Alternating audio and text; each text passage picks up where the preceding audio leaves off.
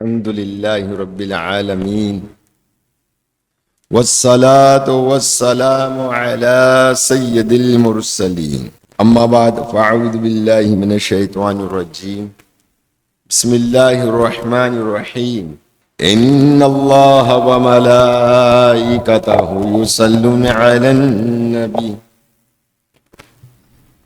يا أيها الذين آمنوا صلوا عليه وسلموا تسليما اللهم صل وسلم وبارك على سيدنا محمد النبي الأمي الحبيب العالي القدر العظيم الجاه وعلى آله وصحبه وسلم اللهم اغفر لأمة محمد صلى الله عليه وآله وسلم اللهم أصلح لأمة محمد صلى الله عليه وآله وسلم اللهم تجاوز عن أمتي محمد صلى الله عليه وآله وسلم اللهم اجعلنا من أمة محمد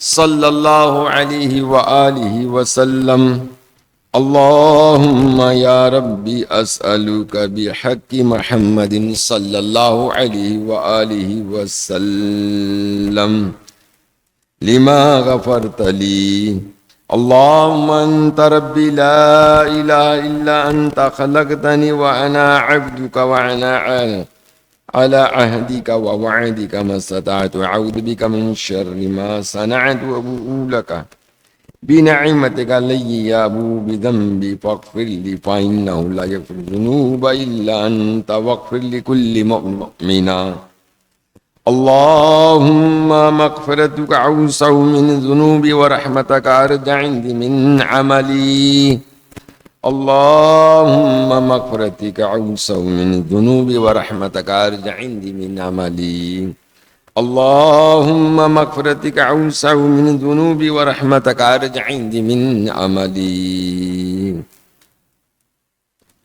آمین بجاہ النبی الامین صلی اللہ علیہ وآلہ وسلم۔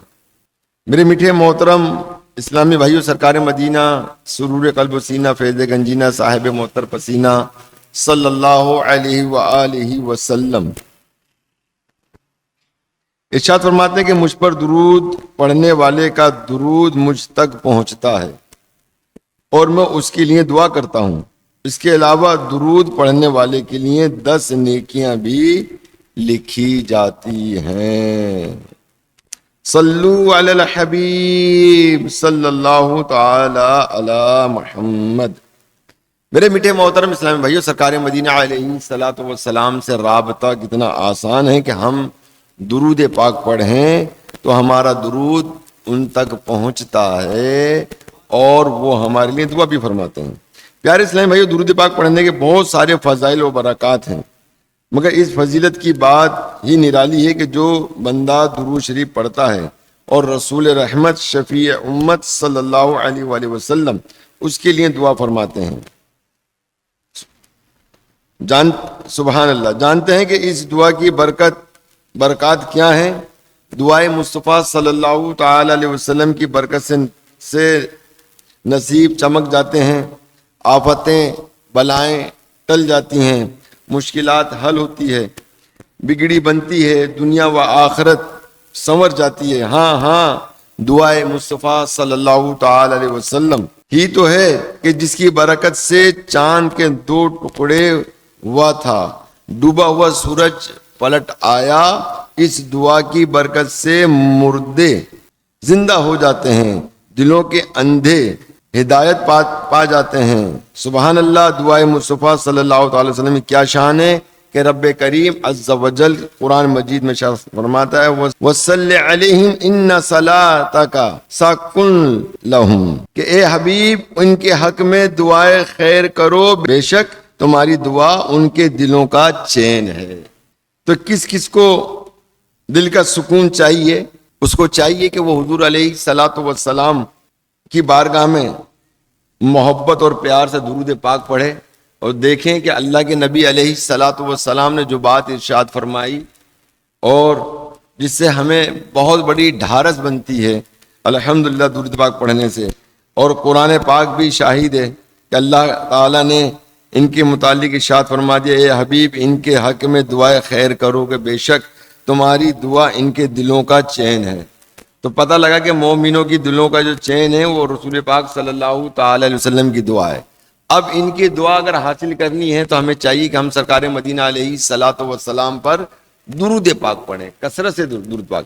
ہم یہ نہیں کہ خالی ہم نے فضیلت سن لی، برکت سن لی، نہیں، بلکہ اس کو زندگی کا حصہ بنائیں، زندگی کا حصہ بنائیں، طے کر لیں کہ ہم نے اتنا درود پاک پڑھنا ہے، پڑھنا ہے، پڑھنا ہے۔ اور درود پاک پڑھنا کوئی مطلب مشکل نہیں ہے، بآسانی پڑھا جاتا ہے، چھوٹا پڑھ لیں، بڑا پڑھ لیں، جو ایسا آپ کا دل چاہتا ہے وہ پڑھیں۔ صلی اللہ علی محمد پڑھ لیں۔ اب دیکھیں کہ ایک بار درود پاک کی فضیلت سے لے کر 1000 بار درود پاک پڑھنے کے فضائل و برکات حدیثوں میں موجود ہیں۔ ان تعداد کے حوالے سے مختلف حدیث مبارکہ، مختلف روایتیں ہیں، مختلف اس کے فضائل اور برکات بیان کیے گئے ہیں۔ اگر آپ 1000 کی تعداد میں ڈیلی اپنی زندگی کا حصہ بنا لیں گے تو تمام درود پاک کی فضیلتیں ہمیں حاصل ہو جائیں گی۔ اور صلی اللہ علی محمد جو ہے مطلب 15 منٹ کے اندر جو ہے بندہ اگر پڑھتا رہے تو وہ 1000 دفعہ جو ہے بآسانی درود پاک ہو جاتا ہے۔ اللہ تعالیٰ کی بارگاہ میں دعا اللہ تبارک و تعالی ہمیں درود پاک پڑھنے کی توفیق رفیق عطا فرمائے، آمین بجاہ النبی الامین صلی اللہ علیہ وآلہ وسلم۔ صلو علی الحبیب اللہم صلی وسلم وبارک علی سیدنا مولانا محمد النبی الامی الحبیب العالی القدر العظیم الجاہ وعلی آلہ وصحابہ وبارک وسلم صلاۃ و سلاما علیک یا سیدی یا رسول اللہ۔ میرے میٹھے محترم اسلام بھائیو، اللہ تبارک و تعالی قرآن مجید میں ارشاد فرماتا ہے وَآمِنُوا بِمَا أَنزَلْتُ مُصَدِّقًا لِمَا مَعَكُمْ وَلَا تَكُونُوا أَوَّلَ كَافِرٍ بِهِ وَلَا تَشْتَرُوا بِآيَاتِي ثَمَنًا قَلِيلًا وَإِيَّايَ فَاتَّقُونِ۔ ترجمہ کنز العرفان کے اور ایمان لاؤ اس کتاب پر کہ جو میں نے اتاری ہے، وہ تمہارے پاس موجود کتاب کی تصدیق کرنے والی ہے، اور سب سے پہلے اس کا انکار کرنے والے نہ بنو، اور میری آیتوں کے بدلے تھوڑی قیمت وصول کرو اور مجھ ہی سے ڈرو۔ پیارے محترم اسلامی، قرآن پاک کی اس آیت پہ تمام حضرات توجہ دیں، جو گھروں میں بیٹھے ہیں وہ بھی توجہ دیں، جو یہاں موجود ہیں وہ بھی توجہ دیں۔ میں دوبارہ اس کا ترجمہ پڑھتا ہوں کہ اللہ تعالیٰ نے کیا ارشاد فرمایا، پھر اس کے شان نزول بھی اور اس کی تفسیر کے حوالے سے کچھ باتیں عرض کروں گا کہ اللہ تعالیٰ ارشاد فرماتا ہے کہ اور ایمان لاؤ اس کتاب پر جو میں نے اتاری ہے، اور وہ تمہارے پاس موجود کتاب کی تصدیق کرنے والی ہے، وہ سب سے پہلے اس کا انکار کرنے والے نہ بنو، میری آیتوں کے بدلے تھوڑی قیمت نہ وصول کرو اور مجھ ہی سے ڈرو۔ پیارے محترم اسلامی بھائیو، یہ پارہ نمبر 1 سورہ بقرہ کی آیت نمبر 41 ہے، اور اس آیت کریمہ میں بنی اسرائیل کے علماء سے خطاب ہے۔ جو بنی اسرائیل کے جو علماء تھے، عالم دین تھے، مطلب علم رکھنے والے تھے، جن کو راہب بھی کہا جاتا ہے، جنہیں راہب کہا جاتا ہے، اور ان سے یہ خطاب ہے۔ یہاں انہیں 4 باتوں کا اللہ تعالیٰ نے حکم دیا ہے۔ پہلے آیت کریمہ کا شان نزول سنتے ہیں کہ پھر اس آیت کو سمجھنے اور اس کے سیکھنے کا سبق اور سننے کی سعادت بھی انشاءاللہ تعالی ہم حاصل کرنے کی کوشش کریں گے، وقت کے ساتھ ساتھ دیکھیں گے، کیونکہ وقت آپ کو پتا ہے کہ وہ نہیں ہو پاتا، وقت ہمیں ہر چیز سے باندھ دیتا ہے۔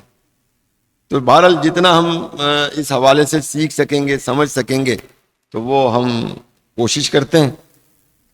علماء تفسیر لکھتے ہیں کہ کعب بن اشرف جو بنی اسرائیل کا بہت بڑا عالم تھا،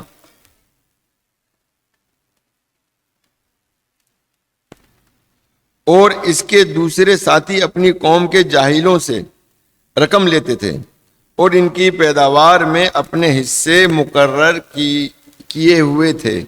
جب رسول اکرم نور مجسم صلی اللہ علیہ وآلہ وسلم تشریف لائے تو انہیں فکر ہوئی کہ توریت شریف میں جو حضور انور صلی اللہ تعالی علیہ وسلم کی نعت یعنی آپ کے اوصاف و فضائل موجود ہیں، اگر ہم اس کو ظاہر کر دیں یا خود آپ صلی اللہ تعالی علیہ وسلم پر ایمان لے آئیں تو ہماری قوم بھی ان پر ایمان لے آئے گی، یوں ہماری یہ آمدنی بند ہو جائے گی۔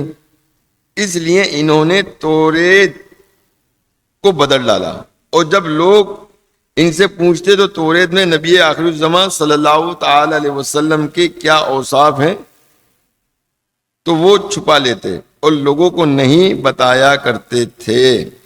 تفسیر الروح البیان میں ہے کہ ایک مرتبہ کعب بن اشرف نے بنی اسرائیل کے علماء سے پوچھا کہ تم محمد صلی اللہ علیہ وآلہ وسلم کے بارے میں کیا کہتے ہو؟ چونکہ یہ ایک نجی مجلس تھی اور سب آپس میں ہی بیٹھے ہوئے تھے، پتہ ہے لوگ جب آپس میں بیٹھتے ہیں اس وقت گفتگو انسان کی کچھ اور ہوتی ہے، اور جب وہ کہیں اجتماعی طور پہ بیٹھتا ہے تو اس کی گفتگو کچھ اور ہوتی ہے۔ تو یہ نجی مجلس تھی، چند لوگ تھے آپس میں بیٹھے ہوئے تھے، تو بس اس نے سوال کیا کہ آپ ان کے بارے میں کیا کہتے ہیں؟ تو اللہ تعالیٰ نے ان کے منہ سے سچ کہلوا دیا۔ وہ سچ بولتے ہوئے کہا کہ بے شک وہ سچے نبی ہیں۔ اس پر کعب بن اشرف بولا اگر تم اس کے علاوہ کوئی اور جواب دیتے تو میں تم سب کو انعام دیتا۔ کیا دیتا؟ انعام دیتا۔ اب وہی علماء پہلے سچ بول رہے تھے، ان کے دل میں لالچ آ گیا اور بولے کہ ہم نے بغیر سوچے جواب دے دیا، ہمیں اس بارے میں ذرا تحقیق کر لینے دو۔ کعب نے کہا کہ اچھا سوچ لو۔ اب یہ سب یہاں سے اٹھے اور توریت شریف میں حضور علیہ الصلوۃ والسلام کے اوصاف بیان ہوئے تھے تو توریت سے نکال دیے، اور اس جگہ دجال کے اوصاف توریت میں تھے انہیں حضور انور صلی اللہ تعالی علیہ وسلم پر نعوذ باللہ چسپا کر دیا۔ اب ان کا یہ من گھڑت جواب جب کعب نے سنا تو اس نے ہر عالم جو حقیقت میں جاہل تھے انہیں انعامات دیے، اور اس موقع پر یہ قرآن پاک کی یہ آیت مبارکہ اور ان کی جو حرکت و سکنات انہوں نے کی تھی اس کا پردہ پاش کرتے ہوئے یہ آیت نازل ہوئی، اور اللہ تعالیٰ نے انہیں ایمان لانے کا حکم دیتے ہوئے ارشاد فرمایا وَآمِنُوا بِمَا أَنزَلْتُ مُصَدِّقًا لِمَا مَعَكُمْ، اور ایمان لاؤ اس کتاب پر جو میں نے اتاری ہے، وہ تمہارے پاس موجود کتاب کی تصدیق کرنے والی ہے۔ یعنی اے علماء بنی اسرائیل، اس قرآن والے محبوب صلی اللہ تعالی علیہ وسلم پر ان کی لائی ہوئی آسمانی کتاب قرآن مجید پر، ان کے سارے معجزات پر ایمان لے آؤ۔ اول تو اس وجہ سے کہ پچھلی کتابوں اور رسولوں کی طرح یہ بھی ہمارے بھیجے ہوئے،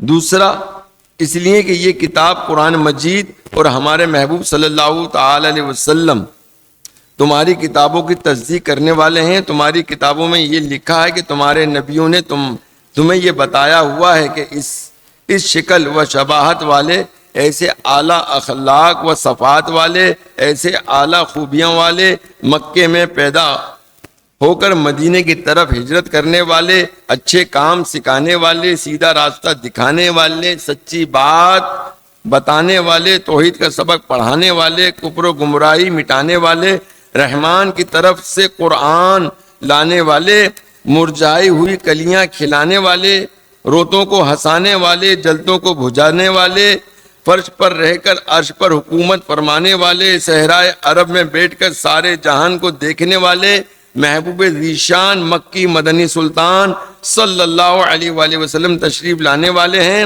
اب جب ہمارے محبوب صلی اللہ تعالی علیہ وسلم تشریف لے آئے تو اللہ پاک کی طرف سے ان پر قرآن نازل ہو رہا ہے، بس ان کے آنے اور قرآن سنانے سے تمہاری کتابیں سچی ثابت ہو گئیں کہ ان کتابوں میں جیسا کہا تھا کہ بالکل ویسا ہی ہوا۔ لہذا اپنی کتابوں پر پوری طرح ایمان رکھنے کی خاطر ہمارے محبوب صلی اللہ تعالی علیہ وسلم کا کلمہ پڑھ کر ان کے دامن کرم میں داخل ہو جاؤ۔ وَلَا تَكُونُوا أَوَّلَ كَافِرٍ بِهِ، اور سب سے پہلے اس کا انکار کرنے والے نہ بنو۔ اللہ نے کیا فرمایا؟ اور سب سے پہلے اس کا انکار کرنے والے نہ بنو۔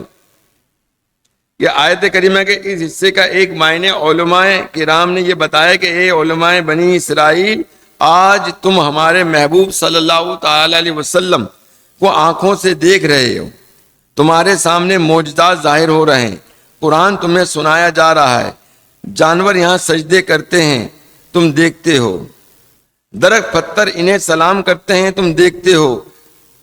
اس سب کے باوجود اگر تم کلمہ نہیں پڑھو گے تو کل تمہاری آنے والی نسلیں تمہارے پیچھے چلیں گی اور تمہارا انکار کی وجہ سے وہ بھی اسلام سے محروم رہ جائیں گی، پھر باقاعدہ یہ ہے کہ ان کے کفر کا گناہ بھی تمہارے سر آئے گا۔ لہذا عقل مند بنو، آج کلمہ پڑھ لو اور اپنی آئندہ نسلوں کے ایمان کا سبب بن جاؤ۔ وَلَا تَشْتَرُوا بِآيَاتِنَا ثَمَنًا قَلِيلًا، اور میری آیتوں کے بدلے تھوڑی قیمت وصول نہ کرو، یعنی لالچ میں مت پڑو، دنیا کی حقیر دولت کی خاطر ایمان سے محروم رہ کر آخرت کے ہمیشہ والے سخت ترین عذاب کے حقدار ہرگز نہ بنو۔ وَإِيَّايَ فَاتَّقُونِ، اور مجھ ہی سے ڈرو۔ لوگ کیا کہیں گے؟ تمہارے عہدے چھن جائیں گے، تمہاری آمدنی بند ہو جائے گی، ان سب باتوں کا خوف دل میں نہ لاؤ، صرف اور صرف اللہ پاک ہی سے ڈرتے رہو۔ تو میرے میٹھے محترم اسلام بھائیو، آپ نے یہ تمام اس قرآن کی آیت، اس کی تفسیر اور اس حوالے سے جو واقعات آپ نے سنے، اگر ہم اس کو ایک طرف رکھتے ہیں اپنے سامنے، اور آج اس فی زمانہ اس دور کے اندر بھی ہم رکھتے ہیں لوگوں کو، کہ آپ کو ایسے لوگ ملیں گے کہ جو لوگ دین کا سودا کرتے ہوئے نظر آتے ہیں اور دنیا پر زیادہ بھروسہ کرتے ہیں اور اللہ پہ بھروسہ نہیں کرتے۔ زبان کے حد تک ضروری کہ ہم اللہ پہ بھروسہ کرتے ہیں، اللہ پہ توکل رکھتے ہیں، سب کچھ ہے، مگر وہ بھروسہ، وہ توکل ہمیں در حقیقت میں رکھنا بھی نہیں آتا نا بھائی۔ ہم کس طرح سے مطلب اللہ پہ بھروسہ رکھیں اور کس طرح سے صبر، کیوں اللہ نے ہمیں صبر عطا فرمایا، کیا عطا فرمایا؟ صبر کا حکم فرمایا، صبر عطا فرمایا کہ صبر کرو۔ تو صبر کیوں کہا گیا؟ صبر اس لیے کہا گیا کہ تم صبر کرو گے تو تمہارے بگڑے ہوئے کام بن جائیں گے۔ اب تم صبر نہیں کرو گے، تمہارے بگڑے ہوئے کام، مطلب تمہارے جو بگڑے اور مزید بگڑیں گے، وہ اچھے نہیں ہوں گے۔ اور صبر کا ایک معنی یہ بھی ہے، ٹھہر جاؤ، جو چاہتے ہو مل جائے گا، جلدی نہیں کرو، جلد بازی نہ کرو۔ گرم گرم کھاؤ گے تو کیا ہوگا بھائی؟ منہ جل جائے گا، کیا خیال ہے؟ ایسے ہی نا، منہ جل جائے گا۔ اب یہ دیکھیں گے ان کا حال کیا تھا کہ یہ حقیقت کو جانتے تھے اور انہوں نے توریت کے اندر تبدیلیاں کی اس بنا پر کہ جو لوگ ہماری عزت و توقیر کرتے ہیں اور ہماری کو جو دنیاوی مطلب دولت دیتے ہیں، ہمیں نوازتے ہیں، تو وہ اگر ہم ایمان لے آئے تو یہ سب کچھ ہمارا بند ہو جائے گا۔ اور یہاں اللہ تعالیٰ نے واضح طور پہ ان کا چٹا کھول کے رکھ دیا، جو تم نے کیا نا، جو تم نے کیا وہ سارا چٹا کھول کے رکھ دیا کہ تم نے کیا کیا، اور کہا کہ نہیں، تم ایمان لے کر آؤ، وہ اسی کتاب پر ایمان لے کر جو جس کو تم مانتے ہو، مگر انہوں نے اسی میں ہی تبدیلیاں کر ڈالی، صرف چند سکوں کے خاطر۔ کس کے خاطر؟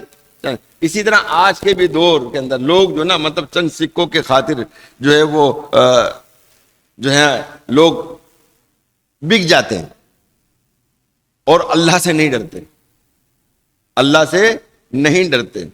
اسی طرح لوگ بعض مطلب میڈیا میں آگے انڈ کا سنڈ بول رہے ہوتے ہیں، ہر ایک نہیں، ہر ایک کی بات نہیں بول رہا ہوں میں، مطلب یہ ہے کہ اور اس پہ اتنے مطلب اختلافات ہوتے ہیں کہ مت پوچھیے۔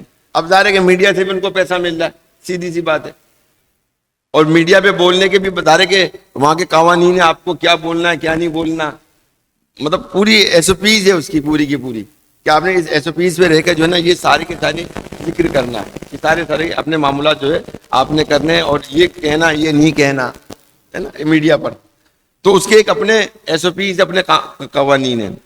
اور پھر ظاہر ہے کہ اپنی دال روٹی چل رہی ہے تو اپنے تو بات مانیں گے نا بھائی، تو پھر حق بات کیسے کہیں گے؟ حق بات کہنی ہے تو ممبر پہ بھی کہنی ہے، حق بات کہنی ہے تو روڈ پہ کھڑے ہو کر بھی کہنی ہے، حق بات کہنی ہے تو میڈیا پر بھی کہنی ہے. اور یہاں بندے کو اللہ سے ڈرنا چاہیے اور اللہ پہ بھروسہ کرنا چاہیے. رزق کا ضامن کون ہے؟ مجھے بتائیں آپ ہم سب جانتے ہیں. رزق کا ضامن کون ہے؟ اللہ تبارک و تعالیٰ ہے کہ اللہ تعالیٰ نے جو ہے رزق کا ضامن ہے.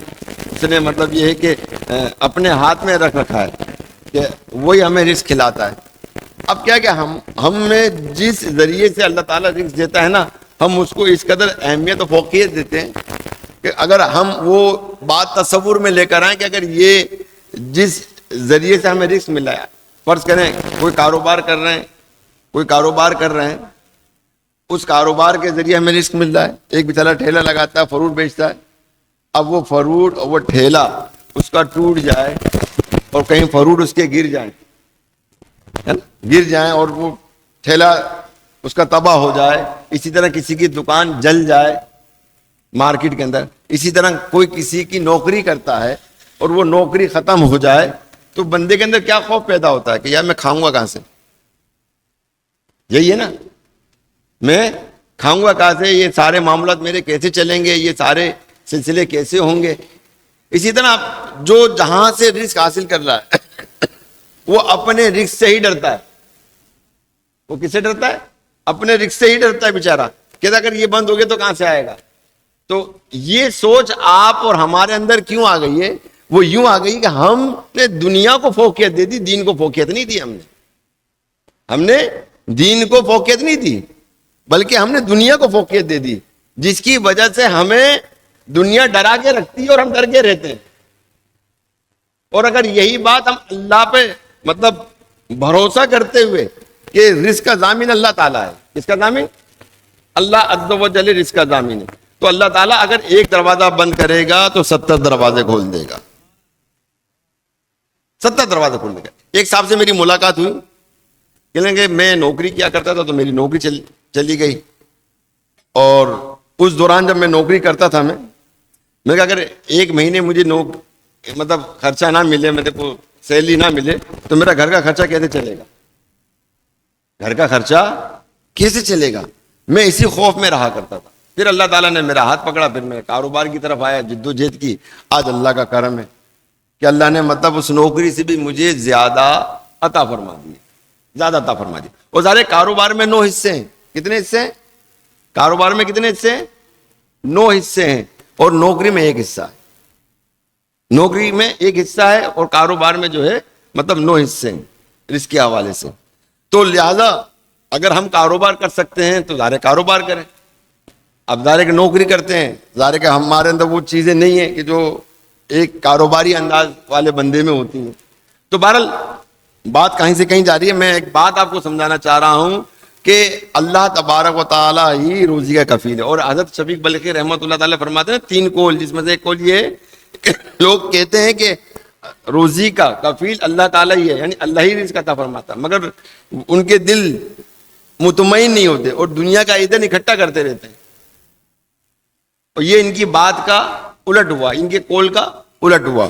تو بہرحال میرے میٹھے محترم اسلام بھائیوں، میں جب ان قرآن کی آیتوں کو دیکھتا ہوں، ان واقعات کو دیکھتا ہوں، ان کفار کے واقعات کو دیکھتا ہوں، افسوس ہوتا ہے قسم اس رب العزت کی کہ ہمارے اندر وہ تمام خرابیاں جو کفار میں تھی وہ مسلمانوں میں پائی جاتی ہیں، بدقسمتی سے. اب کس طرح سے ہم ایمان سے جائیں گے؟ کبھی غور کیا ہم نے اس بات پر؟ ہم دنیا سے جب ہم چل ہی رہے ہیں، ہم لوگ مطلب یہ کہ کفار کے طور طریقے پر، ان کی مطلب سوچ پر چل رہے ہیں، تو پھر ہم ایمان کی حفاظت کیسے کر پائیں گے؟ اپنی دین کی حفاظت کیسے کر پائیں گے؟ پھر اللہ پہ بھروسہ کس طرح سے ہمارے اندر پیدا ہوگا؟ کس طرح پیدا ہوگا مجھے بتائیں. پھر صبر ہمارے اندر کہاں سے آئے گا؟ بس صرف آیت لکھ لیں ان اللہ مع الصابرین کے بے شک اللہ تعالیٰ صبر کرنے والے کے ساتھ ہے. بھائی یہ تو بڑا خوبصورت جملہ ہے اور مطلب خوبصورت آیت ہے, اور اس خوبصورت آیت کا ترجمہ بھی بڑا خوبصورت ہے کہ اس میں اللہ تعالیٰ واضح طور پہ شاید فرمایا میں صبر کرنے والے کے ساتھ ہوں, مگر ہمارا دل اس پہ مطمئن ہی نہیں ہے. برا نہیں مانیے گا, بعد میں آپ کو صحیح بتا رہا ہوں, آپ کو یہ چیز ہمارے اندر ہے, یہ خرابیاں ہمارے اندر ہیں. اب یہ خرابیاں کیسے دور ہوں گی؟ خرابیاں ایسے دور ہوں گی نا کہ جب دنیا کی محبت ہمارے قلوب سے نکل جائے گی, دین کی محبت, اللہ کے رسول کی محبت, شریعت کی محبت ہمارے اندر آئے گی, گناہوں سے دور ہٹیں گے تو ہم یہاں خود بخود قریب ہوں گے. جب دین کے قریب ہوں گے, اللہ کے نبی کے قریب ہوں گے, اللہ کے نبی کے قریب ہوں گے تو اللہ کے قریب ہو جائیں گے, اور پھر ہم اس آیت کو بخوبی سمجھ سکیں گے کہ اللہ تعالیٰ صبر کرنے والوں کے ساتھ ہے. تو بہرحال میرے میٹھے محترم اسلامی بھائیوں, کہ جو میں نے آیت مبارکہ آپ کو سنائی اور جس کا مطلب شان نزول بیان کیا, اور اس حوالے سے جو پورے ایک واقعہ ہے وہ میں نے بیان کیا, اگر آپ نہیں سن سکے تو آپ اس کو سن لیجئے گا انشاءاللہ. یہ آپ چاہے تو ہمارا چینل امت کا بھلا پہ یہ بیان آئے گا, اس کو سنیے سمجھیں. میں نے اس کو 2-3 مرتبہ واقعہ پڑھا میں نے, اور میں پڑھتا رہا, میں سوچتا رہا اس بارے کے اندر. دیکھیں کہ قرآن پاک, دیکھیں ہم کہتے ہیں قرآن پاک میں سب کچھ ہے, کہتے ہیں نا قرآن پاک میں سب کچھ ہے, کہتے ہیں نا حضور, قرآن پاک میں ہم کہتے ہیں کیا کہتے ہیں, سب کچھ موجود ہے. جب وہ کھل کر سامنے آتا ہے نا تو پھر انسان کی نا دماغ جو نا مطلب وہ چمک اٹھتا ہے, یار یہ کیا ہے یار, کہاں کہاں اللہ تعالیٰ نے ہمیں اشارے دیے, کہاں کہاں اللہ تعالیٰ نے ہمیں سنبھالا ہے, اور کہاں کہاں اللہ تعالیٰ نے ہمیں حکم دیا ہے, اور ہم اس کے حکم کی مطلب کس قدر جو نا وہ دھجیاں ادھیڑ دیتے ہیں اپنے عمل سے. بس یہ صرف زبانی کلامی کی چیزوں کو اپنے اندر سے ہمیں ختم کرنے کی ضرورت ہے. میں صحیح بتا رہا ہوں, زبانی کلامی چیزوں کو اپنے اندر سے ختم کرنے کی ضرورت ہے, حقیقت بتا رہا ہوں. اب دیکھیں نا, اب جو صورتحال ہمارے اس معاشرے کی ہے, ڈکیتیاں پڑ رہی ہیں, بیچارے اے ٹی ایم سے پیسے لا رہے ہیں گھر کا خرچے کے لیے, وہ چھن جاتے ہیں لوگوں کے, ایسے ہی نا چھن جاتے ہیں, اور ہمیں یہاں پر خوف. اب جو خوف ہمارے اندر ہے حقیقت میں ہمیں دنیا کا خوف, دنیا والوں کا خوف ہو گیا, خوف خدا نہیں رہا. اور جس کو خوف خدا ہوتا ہے نا, خوف خدا ہوتا ہے, یہ روایتوں میں موجود ہے, اس کو کوئی درندہ جانور یعنی شیر جیسا جانور جسے ہم ٹائگر کہتے ہیں, وہ بھی اس کو جو نا مطلب مار نہیں سکتا, اس کو کھا نہیں سکتا, جو اللہ تعالیٰ کا فرما بردار ہو, خوف خدا رکھتا ہو, خوف خدا رکھتا ہو. تو بہرحال میرے میٹھے محترم اسلامی بھائیوں, کہ آئیے جو قرآن پاک کی آیت پڑھی تھی میں نے, اور اس سے جو ہمیں سبق ملتا ہے اس پہ بھی ہم غور کر لیتے ہیں. کہ وَآمِنُوا بِمَا أَنزَلْتُ, کہ اور ایمان لاؤ اس پر کہ جو میں نے اتارا. تو علماء کرام فرماتے ہیں کہ اس جگہ اللہ پاک نے یہ نہیں فرمایا کہ تمہارے قرآن پر ایمان لے آؤ, تم قرآن پر ایمان لے آؤ, بلکہ فرمایا کہ جو میں نے نازل کیا, جو کچھ اتارا اس پر ایمان لے آؤ. صوفیاء کرام اس جگہ فرماتے ہیں کہ جس طرح قرآن کریم اللہ پاک کا اتارا ہوا ہے, یوں ہی رسول ذیشان مکی مدنی سلطان صلی اللہ علیہ وآلہ وسلم بھی اللہ پاک کے بھیجے ہوئے ہیں, اور آپ صلی اللہ تعالی علیہ وسلم کی حدیث بھی وہی ہے. اس صورت میں آیت کریمہ کا معنی بنے گا کہ اے علماء بنی اسرائیل, قرآن پر بھی ایمان لے آؤ, اور ہمارے محبوب صلی اللہ علیہ وآلہ وسلم کو سچا نبی بھی مان لو, آپ صلی اللہ تعالی علیہ وسلم کی ہر ادا پر ایمان لے آؤ, اللہ کے نبی کی ہر ادا پر. اب دیکھیں علماء نے جو تفسیر فرمائی, اور ان کی ہر ادا پر ایمان لانے کو حکم فرمایا, یعنی ان کی سنتوں پر. اور آج ان کی سنتوں سے ہم منہ موڑتے ہیں, کیا کرتے ہیں, منہ موڑ, یہ سنت ہے, یہ سنت ہے, یار اتنی سنتیں چھوٹ رہی ہیں, یہ بھی کہنا کفر ہے بھائی. اس طرح سے مطلب سنت کو حقیر جاننا, آج لوگ سمجھتے نہیں ان چیزوں کو. تو پیارے میٹھے محترم اسلامی بھائیوں, ہمیں سبق ملا کہ رسول ذیشان مکی مدنی سلطان صلی اللہ علیہ وآلہ وسلم کی ہر فرمان اور آپ کی ہر ادا پر ایمان لانا, اسے ماننا, اسے دل و جان سے تسلیم کرنا, یہ بھی ایمان کا حصہ ہے. اس لیے ہمیں چاہیے کہ آپ صلی اللہ تعالی علیہ وسلم کے ہر فرمان اور ہر ادا کے ساتھ دل کا تعلق بڑھائیں, ہر ادائے مصطفیٰ صلی اللہ تعالی علیہ وسلم کی محبت دل میں بڑھائیں. اس کی برکت سے انشاءاللہ عز و جل ایمان پختہ ہوگا, محبت مصطفیٰ بڑھے گی, اور اس کی برکت سے ایمان کی مٹھاس نصیب ہوگی اور دنیا و آخرت سنور جائے گی۔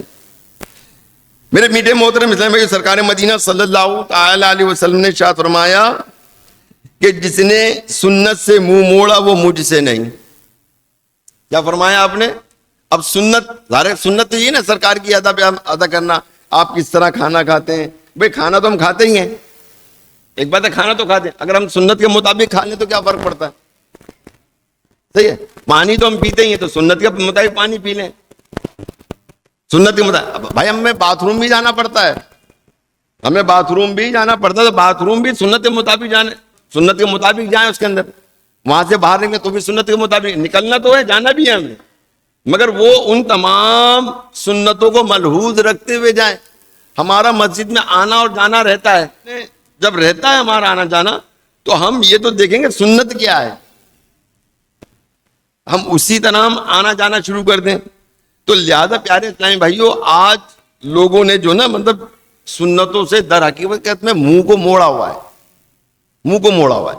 اور آج سنت پر اگر ہم جاتے ہیں نا مطلب بولے یہ سنت ہے یہ سنت ہے، تو بسا اوقات تو ہمارے نفس پر گرا پہنچتا ہے، تکلیف پہنچتی ہے، ہمارے نفس کو بھلا نہیں لگتا، بھلا نہیں لگتا۔ مگر اگر وہی بندہ اسی سنت پر عمل کر لے گا تو وہی سنت اس کو بھلی لگے گی، بولے ہاں یار یہ تو بالکل اچھی تھا، اس وقت تو بے عقلی تھی اور اب عقل آ گئی ہے، پھر انسان کو پتہ لگتا ہے۔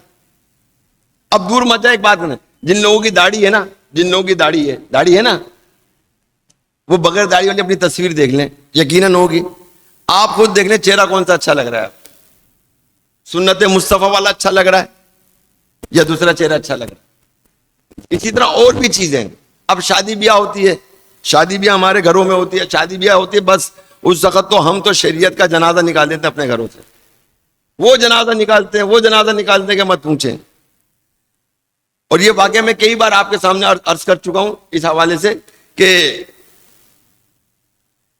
ایک صاحب کو کہا گیا کہ حضور آپ کی بیٹی کی شادی ہو رہی ہے، یہ سنت ہے، یہ سنت ہے، اس نے کہا جائے اتنی سنتیں پامال ہو رہی ہیں اور سنت ہونے دی کیا فرق پڑتا ہے؟ اس طرح سے وہ اس کی سوچ تھی، اس طرح سے جملہ کہا۔ ایک ہفتہ نہیں لگا تھا کہ بیٹی طلاق ہو کے گھر پہ واپس آ گئی تھی، کیونکہ اس نے سنت کو حقیر جانا، اور یہ ایمان کا حصہ ہے سنت۔ ادائے مصطفیٰ جو ہے، ادائے مصطفیٰ کیا ہے؟ یہ ایمان کا حصہ ہے پیارے اسلام بھائیوں۔ اس لیے اللہ کے نبی نے ارشاد فرمایا کہ جس نے میری سنت سے منہ موڑا وہ مجھ سے نہیں۔ ایک اور روایت میں ہے جو میری سنت پر عمل نہ کرے وہ مجھ سے نہیں۔ اب بتائیے، جو میری سنت پر عمل نہ کرے وہ مجھ سے نہیں۔ اور سنیے اس کے بارے میں جو حکیم الامت مفتی احمد یار خان نعیمی رحمۃ اللہ علیہ فرماتے ہیں کہ جو کسی سنت کو برا جانے وہ اسلام سے خارج ہے، یا جو بلا وجہ ترک سنت کا عادت بنا لے وہ پرہیزگاروں کی جماعت سے خارج ہے۔ اب یہ جو بات حکیم الامت مفتی احمد یار خان نعیمی رحمۃ اللہ تعالیٰ نے ارشاد فرمائی، یہ بڑی ایک پتے کی بات ارشاد فرمائی، اس میں بڑی گہرائی ہے اگر سمجھنے کی ضرورت ہے۔ ایک تو یہ کہ انہوں نے ایک واضح طور پہ کہہ دیا کہ جس نے مطلب یہ کہ سنت کو برا جانا، سنت کو برا جانا وہ ایمان سے خارج ہو گیا، کافر ہو گیا وہ، ٹھیک ہے نا۔ مگر جس نے مطلب بلا وجہ ترک سنت کی اور اس کا وہ عادت اس نے بنا لی، کیا بنا لی؟ اس نے عادت بنا لی، تو پھر وہ مطلب کافر تو نہیں ہوگا، مگر یہ ہے کہ پرہیزگاروں کی جماعت سے خارج ہو جائے گا۔ جو پرہیزگار لوگ ہیں اور پرہیزگار جو لوگ ہوتے ہیں وہ اللہ کے قریب ہوتے ہیں۔ کس کے قریب ہوتے ہیں؟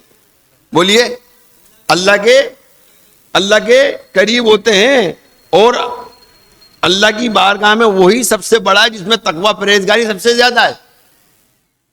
اللہ کی بارگاہ میں کون بڑا ہے؟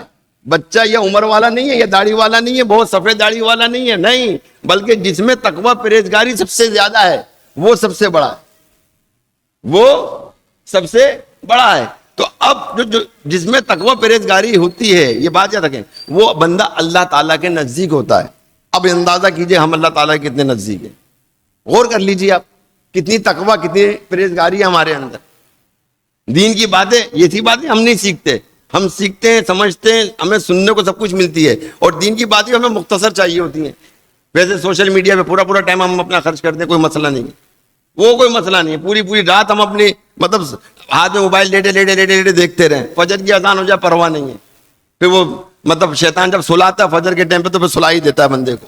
تو بہرحال میرے میٹھے محترم اسلامی بھائیوں کہ دیکھیں کہ سنت پر عمل کرنا الحمدللہ بہت ہی بابرکت ہے. اس حوالے سے امام شمس الدین محمد ذہبی رحمۃ اللہ تعالیٰ لکھتے ہیں کہ حضرت علی بن حسین رحمۃ اللہ تعالیٰ نے حضرت ہبۃ اللہ تبری رحمۃ اللہ تعالیٰ نے خواب میں دیکھ کر پوچھا کہ ما فعل اللہ بیکا, کہ اللہ پاک نے آپ کے ساتھ کیا معاملہ فرمایا.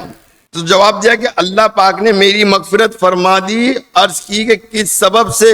تو انہوں نے رازدارانہ انداز میں کہا سنت مبارکہ کی وجہ سے, یعنی سنتوں پر عمل کرنے کی وجہ سے اللہ تعالیٰ نے میری بخشش و مغفرت فرما دی, میری بخشش اور مغفرت فرما دی. تو لہذا میرے میٹھے محترم بھائی سنتوں کو اپنائیے. کس کو اپنائیے؟ سنتوں کو اپنائیے. عمر کا ایک حصہ نکل رہا ہے.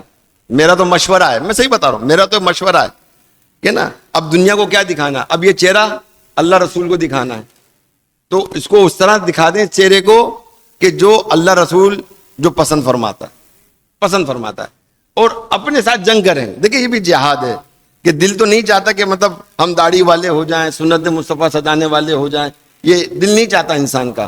مگر یہ ہے کہ جب آپ جد و جہد کرو گے تو سارے کام ہو جائے گا. میرے اپنے خاندان میں سب سے پہلے داڑھی رکھنے والا میں شخص ہوں, اس کے بعد میرے والد صاحب ہیں, اور پھر دیکھا کہ وہ الحمدللہ ہمارے خاندان میں اوروں نے بھی الحمدللہ داڑیاں رکھنا شروع کر دی.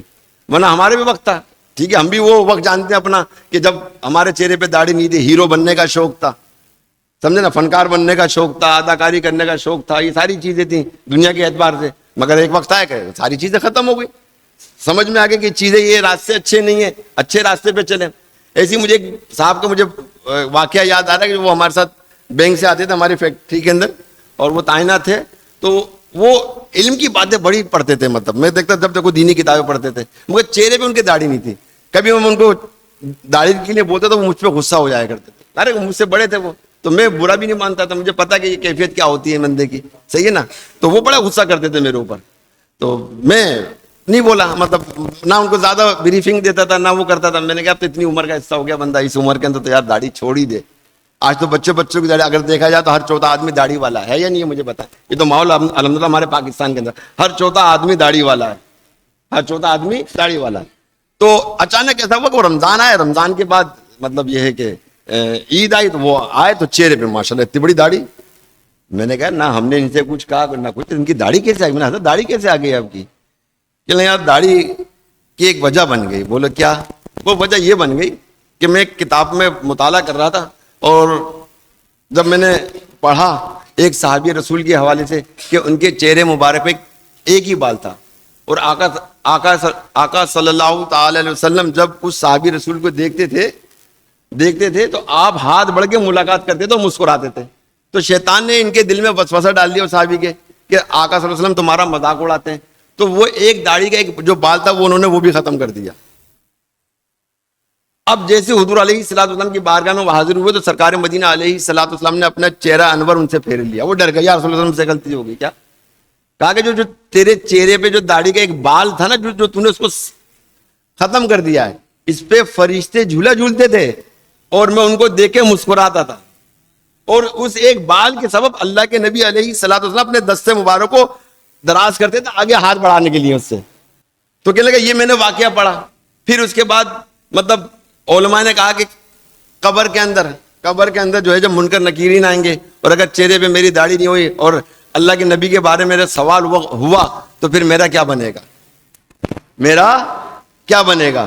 بس اسی خوف کے سبب میں نے طے کر لیا کہ میں نے داڑھی رکھ لی اور میرے داڑھی ہے. اور الحمدللہ وہ شخص داڑھی سے ہی دنیا سے رخصت ہوا. اللہ تعالیٰ کی بارگاہ میں دعا کرتا ہوں, آج ظاہر کہ ان کا ذکر آ گیا, اللہ تعالیٰ انہیں غریق رحمت فرمائے, ان کے درجات میں بلندی فرمائے. اور یہ واقعہ سن کے جو بھائی بھی مطلب یہ کہ یہ نیت کر لے میں داڑھی رکھ لیتا ہوں, تو انشاءاللہ ان کو بھی ثواب مل جائے گا اور آپ کو بھی ثواب مل جائے گا انشاءاللہ. ٹھیک ہے, اللہ تعالیٰ آپ کو مجھ کو سب کو عمل کرنے کی توفیق رفیق عطا فرمائے. آمین بجاہ نبی الامین صلی اللہ علیہ وسلم.